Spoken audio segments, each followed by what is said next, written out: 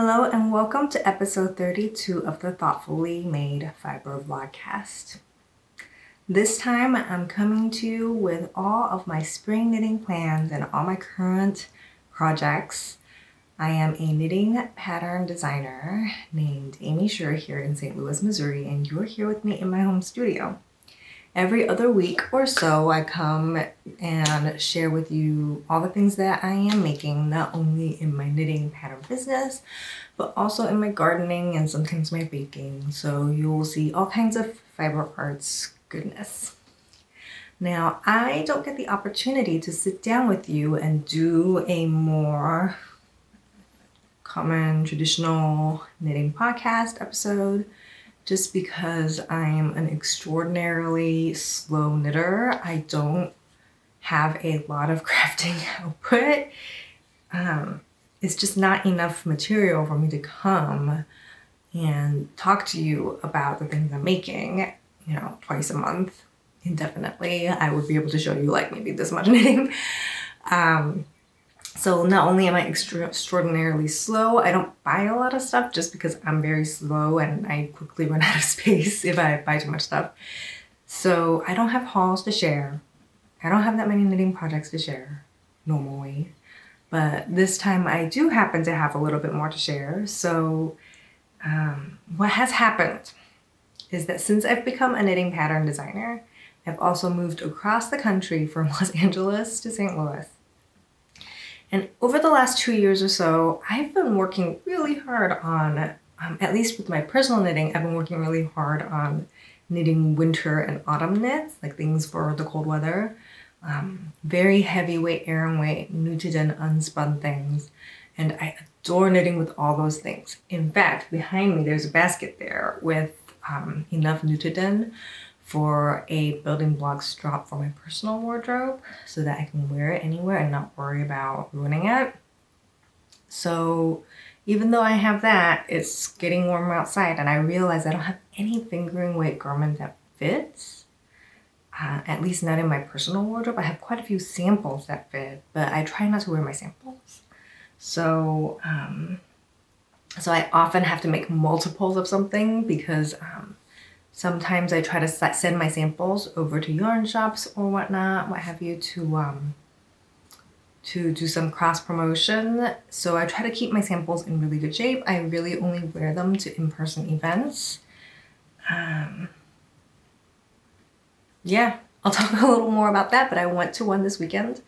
It was super fun. So we're gonna jump right into it. I've got some finished objects for you. I've got a haul, I've got yarn, I've got a whip, we've got all kinds of things going on. This episode, we're gonna have a particular focus on spring knits. So let's get right into it. So first, I'd like to tell you about what I'm wearing. I am wearing my newly launched Oolong Tank. This is a fingering weight tank top with a lace panel and a V-neck. And it's pretty simple in design. It is finished with a beautiful I-cord edging, which is not my favorite just because I'm really bad at doing it, but I love the finish it gives, so I've been using it more and more. I'm really happy with how the gray came out across the sizes for that V-neck. Once again, I consulted with my friend, Jen Parentini, about the fit, and her advice was spot on as always. We really worked on making sure this neckline was in a really good spot. So I'm really happy with how it ended up looking on everybody, and the pattern is available now. I spoke about it before, so I'm not gonna, belabor it. Thank you all for your very warm welcome. I know quite a few of you have purchased and even cast on this pattern already, so thank you for that. I'm gonna share it with you one more time. I just really love this lace pattern, this leafy lace. It's named the Oolong Tank because I wanted to pay homage to to the tea leaf I grew up with. It's actually the same tea leaf across a bunch of different teas I drink. Yeah, so with the leafy lace tank, I think that's a perfect knit for spring and summer. And I love it so much that because I want to preserve this one, I already snagged it and repaired it once because I wore it on Saturday to the Midwest Fiber Festival. Just because my personal one was not ready yet, so I wore this official one, and then of course I immediately damaged it. But no problems, I was able to repair it. And I still have quite a bit of the yarn left, so I can always repair it if need be. But we're gonna jump right into whips because I have one. So here is my second Oolong Tank, which I'm knitting for my own personal wardrobe. So I can wear it anytime I want without worrying about snags. So I've just finished the front last night and I'm working on the back now, so it's very close to done. I actually cast this on last weekend, and then I made so many errors that, like, first of all, I used this yarn for weaving.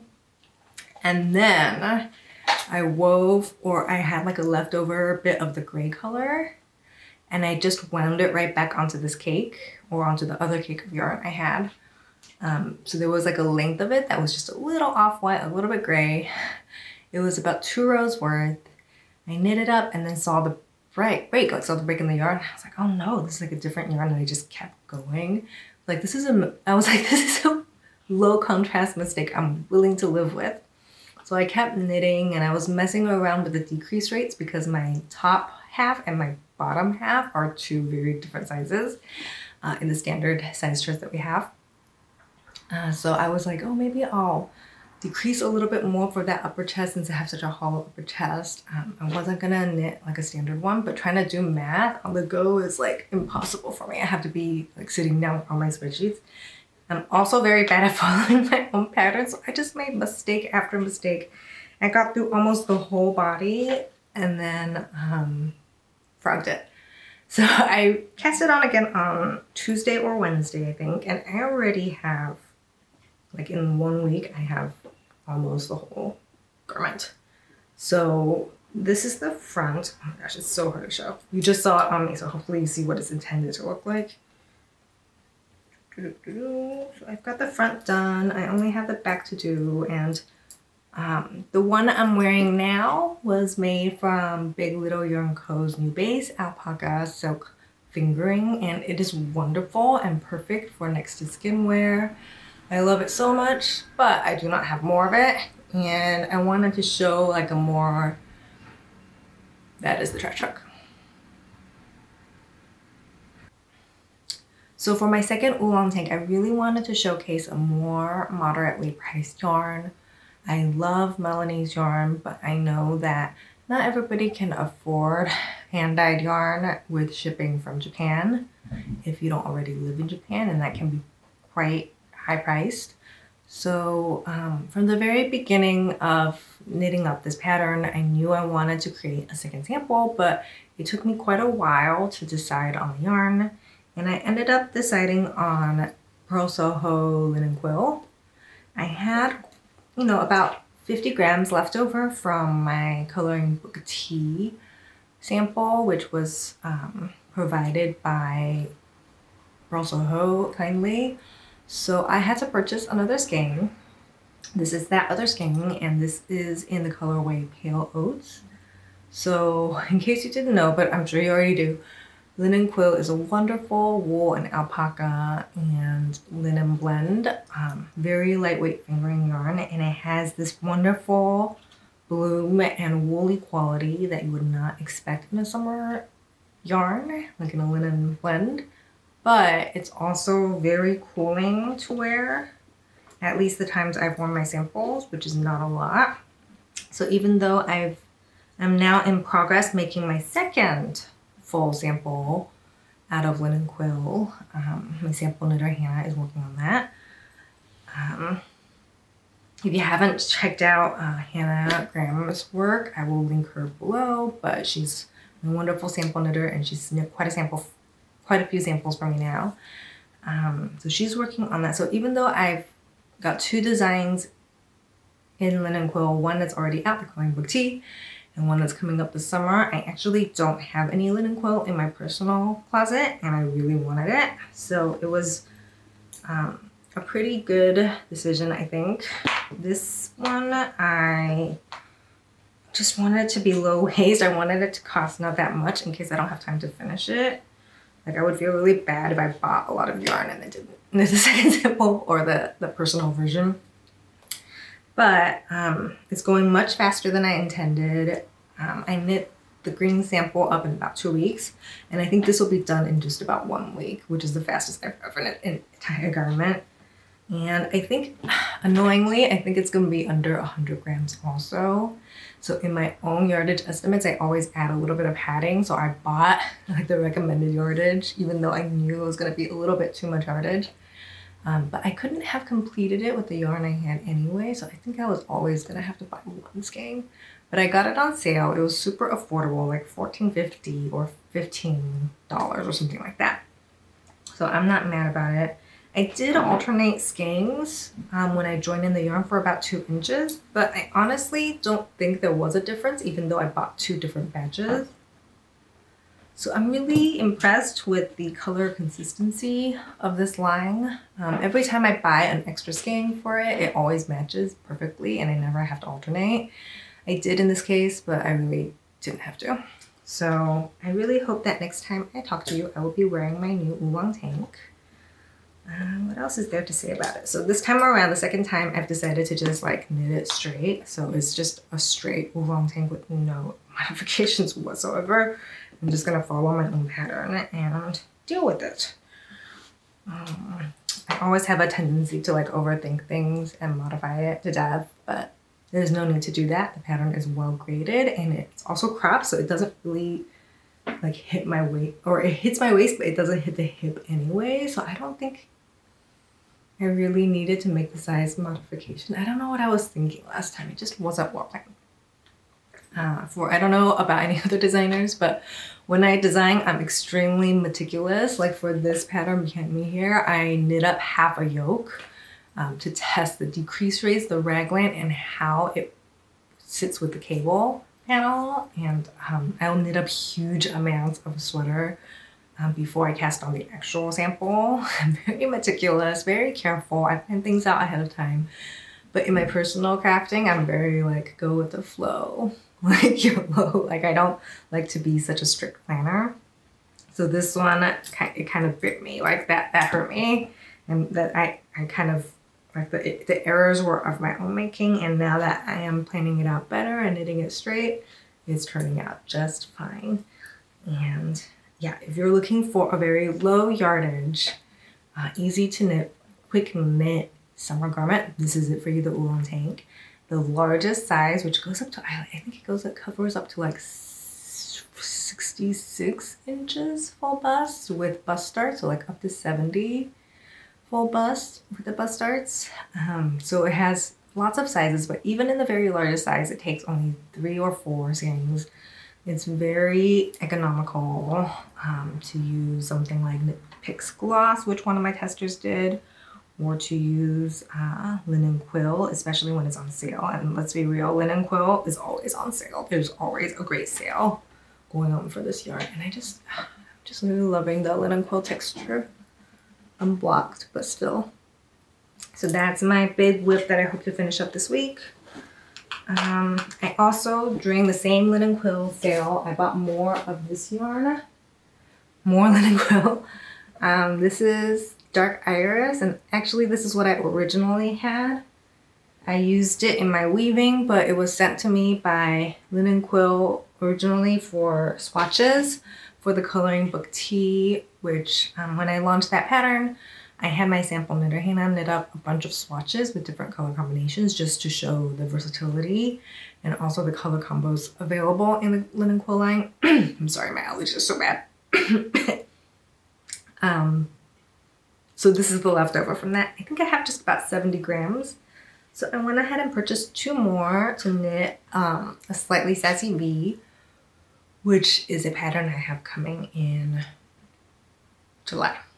So that's currently in testing, and I'll be casting it on after the Oolong Tank, and I'm working on it with my test knitter, so that'll be really fun. I haven't knit along with my test knitters in quite a while because I had such a packed sample knitting schedule, but I've decided to back off my release schedule a little bit because I think I bit off more than I can chew this half of the year. Like from January to now, it's been non-stop launching, and I'm really tired, so I need to take a break. So May is dedicated to knitting for myself. Although I do have a deadline that I want to show you. So this is the progress I've made on Kay's back to school vest. And I think I need to frog back a little because I ended up deciding to shorten or to lengthen the armhole, so the body needs to be a little shorter. I have not made any progress on this, but I can't remember when I last showed it, so it's basically just a rectangle at this point. But it's gonna become a vest. And I'm really excited because I didn't knit the last Rerum Natura sample. The last two Rerum Natura samples that I had made, I did not knit them. So I've got that coming. I actually have a first sample that's been knit up by my friend Symphony for Clara. She's already been wearing it. But after it came and after Clara put it on, I decided to make a couple of pattern changes. So I'm knitting up a second one for my oldest, Kay. That'll be coming out in August, just in time for back to school. And that's why it's called the Kay's Back to School Vest. That one should be going into testing pretty soon. And since it's for kids, it's very little yardage, so I don't feel as much pressure to get it into testing. I try to budget 200 yards per week for testers, and that one will knit up in no time. That one's gonna be like 400 or 500 yards at most, I think. So it'll be like a quick little 3 to 4 week test. So that's what I have going on, the Rerum Natura in a vest. That's my only work knitting happening right now, which is really nice. I'm actually done sample knitting garments for the year, other than that one. So once I get done with that, I'll be home free for the year, and then I can start thinking about next year. And I've also got a few accessories that I have going on. So that is it for my knitting haul, whips, all of those. I've got a finished object to show you, which I didn't get a chance to last time, but it is the finished Meditative Shawl. Look at that. I really love this lace pattern. It really grew on me. So this is the Meditative Shawl, which is worked from the wide side up and then narrows to a single stitch to create an asymmetric triangle. And I will insert a few pictures here, but it's knit from unspun yarn by Woollentwine, which who I will link below. We will be launching this next week. By the time you see this video on Thursday, it'll be the next Thursday after that on, I think, the 11th or the 12th. So we will be launching this together. Jule from Woollentwine will have the beautiful unspun yarn ready. So I finished this quite a while ago, and I actually photographed it before I got this like gnarly spot on my eye, this infection this time, which I am very luckily on the mend for. I'm on antibiotics, and I think I'm on like the 4th or 5th day, and it's really gone down a lot. So I'm really hoping it resolves on its own and I don't have to get like the little incision surgery for it. That would not be fun. So all the photographs were from before that. I feel very lucky that I got it done because I've been feeling pretty awful from the eye strain, and I haven't been able to work as much as I want to. So very luckily the photos are done, so I feel quite ready to go for that launch. And they're lovely photos. I'm really proud of them. Yeah, it's also a very low yardage yarn. For the yarn requirements, I think this was just 3 plates of unspun yarn. So it will work with all the unspun yarn that I used. The Wool Dreamers one, Manchelopi, will work, Nutiden will work, and Jule's yarn, of course, will work. So yeah, it's called Meditative. I think I've talked about it a lot on a previous episode. It's inspired by meditation labyrinths. And I also have an episode all about unspun yarn and how I like to work with it. I'll link that below as well. My best tips on working with unspun yarn, if you're a beginner at unspun, it'll also work really great with Rerum by Rerum Natura if you prefer a woolen spun option. I did swatch it with Sereno and it worked out really well. I don't know where the swatch is. My bad. But that will be coming to you next week. If you'd like to find out about it and receive a discount on it when it comes out, please join my newsletter. That and my pattern shops are always linked in the description box below. So that is my one finished object. Of course, I have this guy behind me, which I finished for work. I don't think I've had a chance to show it yet, but this is the Friendship Pullover. And it's got a gorgeous little lace panel. It's in testing now, so I'll talk more about it next time. Okay, so spinning. I've got some spinning whips in a haul. I went to the Midwest Fiber Festival on Saturday, like I said. And my main goal was to purchase local wool, and I did that. So I've got this lovely alpaca roving. I got 4 ounces of it. And it's super soft, which is what I wanted. And I love a good roving preparation.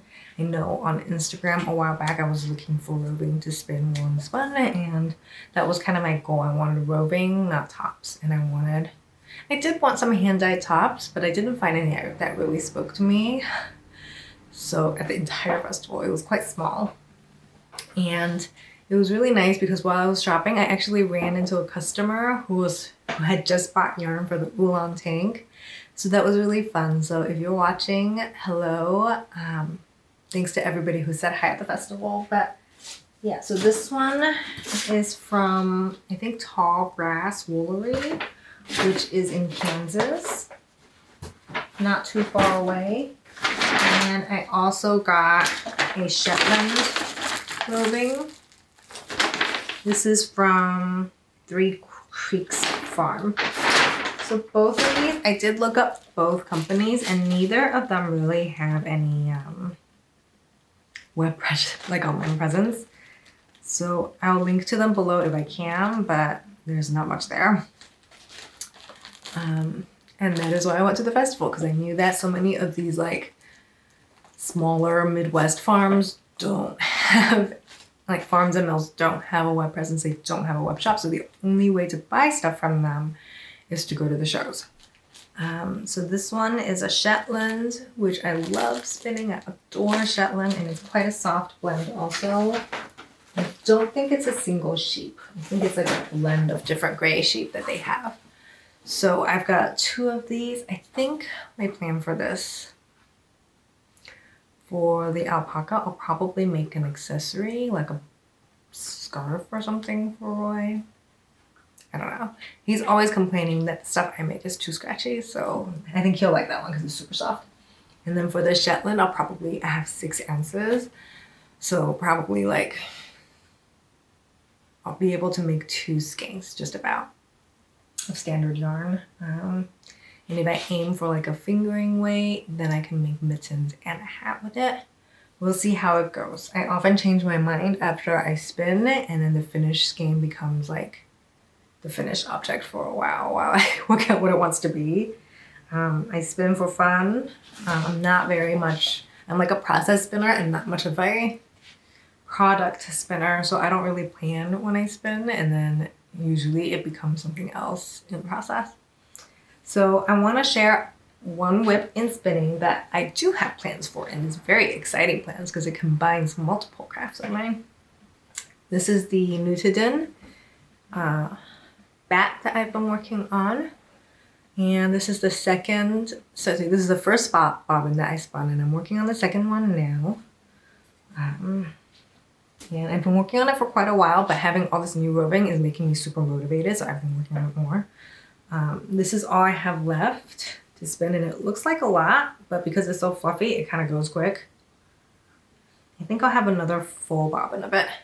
So I've just finished my second bobbin, and I'm working on the third one, and I think what I've decided to do is that after I spin up all 400 grams of the Nutiden Batt that I have, that'll become the warp for a blanket. So I did buy this new reed. Oh my gosh. This new Harrisville reed.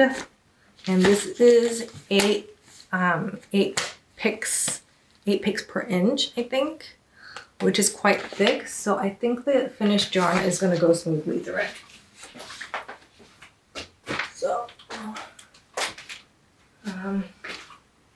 I keep weaving like these itty bitty projects, but I would like to weave some bigger projects. So that's going to become the warp for a blanket.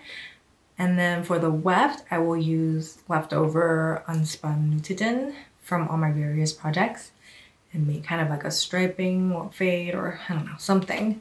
So that's kind of my plan, is to make a fully Nutiden blanket. So stay tuned on that. I really want to finish that this year. Although on my loom right now, I have some towels, more of the Peaceful Rhythm towels. Here's a very wrinkled one I just washed that's hanging here to dry. This one has been in use in my household as a hand drying towel for several months now, and I really love it. It's so soft and it's super absorbent and washes up so nicely. And of course, one of the big advantages of weaving is that the fibers I work with in weaving tend to be machine washable, whereas the knitting is not. So it's very easy care. It has this beautiful tweed pattern, and the Peaceful Rhythm pattern from Handwoven Magazine comes with 4 different treadle patterns on one threading. So I have on the loom right now, I am working on slaying and retying on more yarn to create more of the same pattern. But re-slaying and tying off the yarn is incredibly tedious, and I didn't leave enough like slack in the leftover yarn at the end of the last warp. So then when I cut it, it flew through the slay, and now I have to re-slay everything, which sucks. I think it would have been much less tedious if it was still slayed and they just tied on the ends on this end, on the sitting end. But no, I have to tie in the correct threading order and slay it and everything, and it's just totally cramping my style. I love to work really fast when I'm weaving, and this is not fast. Like, I'm so unmotivated. It's taken me months, but I really need to get that off the loom once I'm done with all the towels. I don't even remember how many yards I warped because it was so long ago and I didn't take good notes. But once I'm done with that, I will be tying on or warping on a new warp for a baby blanket for my friend who recently had a baby. And I promised her a stroller blanket, and that has not happened. And the baby is here. But it is getting warm in California, so I don't think a stroller blanket would have been that useful anyway. I hope to get it done sometime this summer, like within the next month or two. And that's kind of like a big priority. So now I might actually pass off some of this, like the accessory sample knitting jobs that I have to sample knitters just so I can focus on this gift. I'm very behind on my personal knitting, so I think that's everything I have to share today. All of my spring knitting plans. So I have my Oolong Tank, my V-neck t-shirt, and hopefully when those 2 linen quill projects are done, my spring wardrobe will feel more complete for this year. And then probably by the time I finish those, it'll be like mid-summer and it'll be time to start thinking about autumn knitting again. But I do feel that my personal wardrobe's autumn and winter is pretty good, and I've been a designer for a while now, so I have a few samples. There's like a coloring book raglan that the original green one, which not a single yarn shop has ever asked for, ever, for a show. It's just not. That's the original sample for the coloring book raglan. And I can't believe what happened was that the striped version, which is like an afterthought, I just kind of threw it in there for fun. Like became far and away the definitive version of the coloring book raglan, which is funny, like how it works out that way. I didn't plan it, but you all love the striped version, and the solid version has become an afterthought. So I think eventually I'll be annexing that sample into my personal wardrobe. And I think one of the building blocks, Cardi's the blue one, I'm also stealing for my own wardrobe. So I feel pretty well dressed for cold weather. It's the warm weather I need to work on. So this year, probably for the rest of the year, I'll be focusing more on warm weather clothing for myself, and I hope to do a little bit more sewing. I haven't done enough sewing lately, and yeah, I owe my daughter a birthday dress. Her birthday was, let's just say, a number of months ago. So if you want to see all the things that I'm making this summer for my kids and for warm weather garments, please do subscribe or turn on notifications, whatever you'd like, and I will talk to you very soon. Thanks for watching.